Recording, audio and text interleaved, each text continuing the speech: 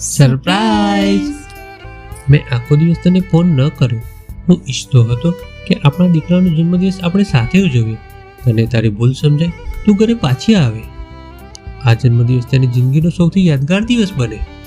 પછી એણે કોમલનો હાથ પોતાના હાથમાં લીધો અને કહ્યું, કોમલ, તારા અને આપણા બાળક વગર આ ઘર મને ખૂબ જ સૂનું લાગતું હતું.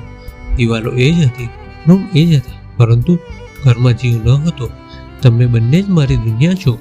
ઘણા સમયથી ઊભી થયેલી સ્વાભિમાન, ગેરસમજ અને અહંકારની દિવાલ એ ક્ષણે તૂટી ગઈ.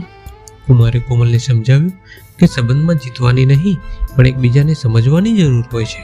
તે દિવસ પછી બંનેએ નક્કી કર્યું કે ગમે તેવી પરિસ્થિતિ આવે, તેઓ વાતચીત અને વિશ્વાસનો સાથ ક્યારેય નહીં છોડે. અને એ જ પ્રેમ, સમજણ અને વિશ્વાસ સાથે તેઓ પોતાના બાળક સાથે એક નવી, ખુશાલ અને શાંતિપૂર્ણ જિંદગી જીવવા લાગ્યા.